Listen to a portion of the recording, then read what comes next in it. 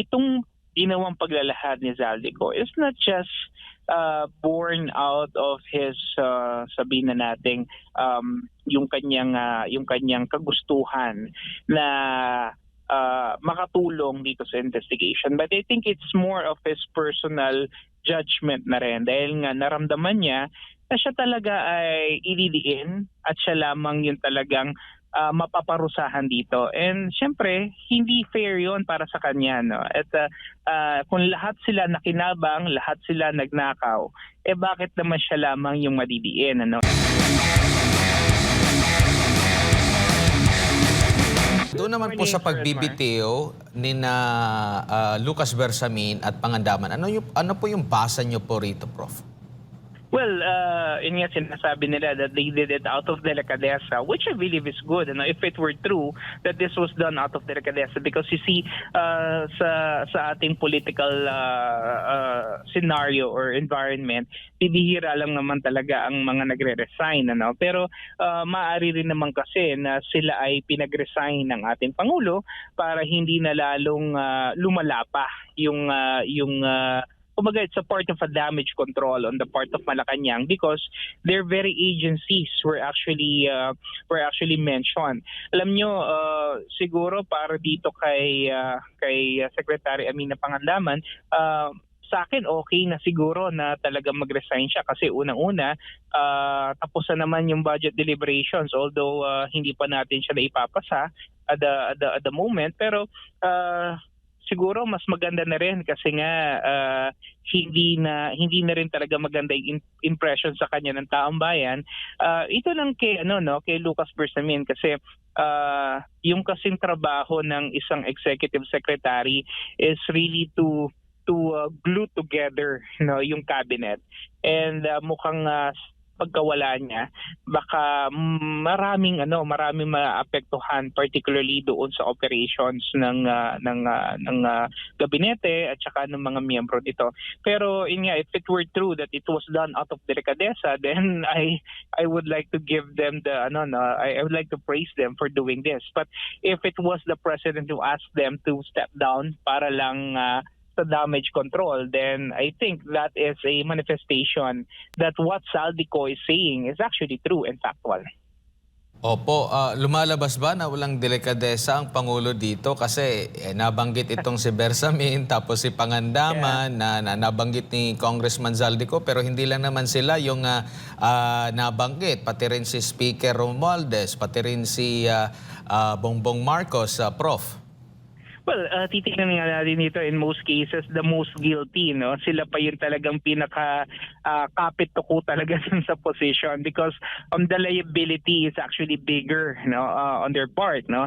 And maybe yun yung dahilan kung matayo nila magbitiw kasi kung sila ay magbibitiw, mas it will open a lot of doors for possible investigations na maaaring lalong magdiin sa kanila. And as much as possible, they would want to contain this kasi nga tinituro na sila yung pinaka-mastermind. No? So para kaila Amina Pangandaman and for Lucas Bersamin, since para lumalabas sila mga accomplices lamang. No? So yung liability hindi ganun kataas or hindi ganun kalaki. Kaya siguro mas madali para sa kanila na mag-resign.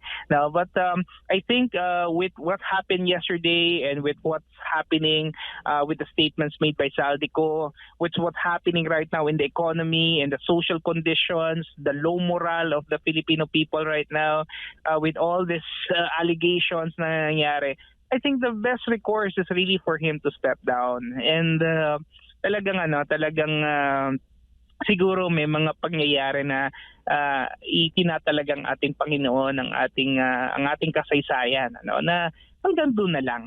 And if we are going to push forward and push through with it, mas magiging magulo ang kakahinatnan.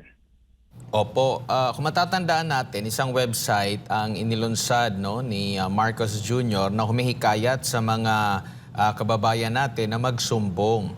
At kabilang po dito sa mga nagsumbong, pero hindi lang doon siguro idinaan, itong si Congressman Zaldico at idinadawit. Pero ang nangyayari ngayon, parang minamaliit ba? Nakikita nyo ba na minamaliit yung kanyang testimonya? Kini-question yung kanyang testimonya po, Prof. Halimbawa, dapat pauwiin na raw siya at panumpaan yung kanyang salaysay, pero nabanggit nga niya na banta, na meron siyang banta. So inilabas niya ito.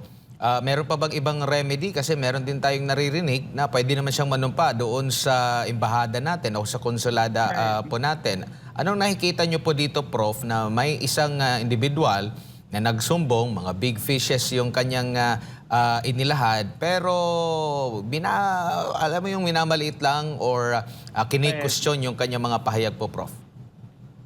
Well, talagang ano naman yan, talagang expected yon on the part of Malacanang, lalong-lalo na yung kanilang tagapagsalita, no, na si Claire Castro, no.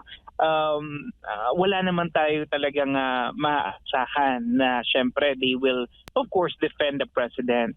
Pero ang saga ng akin kasi, itong ginawang paglalahad ni Zaldico is not just born out of his sabihin na nating yung kanyang kagustuhan na makatulong dito sa investigation, but I think it's more of his personal judgment na rin, dahil nga naramdaman niya na siya talaga ay ililiin at siya lamang yung talagang mapaparusahan dito. And syempre, hindi fair yon para sa kanya, no? At kung lahat sila nakinabang, lahat sila nagnakaw, bakit naman siya lamang yung madidiin, ano? And in terms of the, would I say, credibility, hindi ko sinasabi na credible ang magnanakaw, no? Pero yung kanyang pagkakaalam dito sa sitwasyon at sa sistema na umiiral para talaga maibulsa nila yung ganito kalaking pera, dahil siya yung nandoon siya yung Appropriations Committee Chair for 3 years. Makikita natin na talagang alam niya yung nangyayari at maaring meron siyang perfect knowledge and perfect recollection of everything. At ito nga yung binabanggit niya sa atin, no, at this point in time.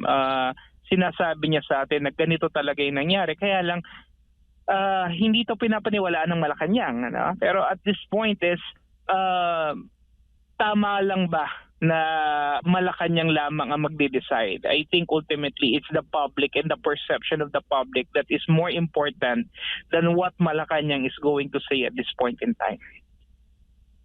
Prof, mabilis pa ba sa alas 4, nakikita niyo po ba ang magiging tugon dito ng gobyerno kung ang inilahad ni Congressman Zaldico ay Duterte o mga kaalyado ni Duterte? Siyempre, definitely. Alam naman natin itong gobyerno na to wala naman talagang ibang bukang bibig kundi yung nakarang administration. I mean, they're already almost 4 years na sila na nakaupo halos, ano, pero wala pa rin silang ibang kayang balikan at sisihin maliban do sa nakarang administration, which to me is a manifestation of weak leadership, no? Kasi kung ikaw na nga yung pangulo, ikaw na nga yung nakaupo diyan, and you've been given ample time to change kung sakali man talagang may mga mali na ginawa yung nakarang administration at hindi mo siya kayang gawin, ibig sabihin talagang you're a weak leader and you cannot handle the responsibilities of a president.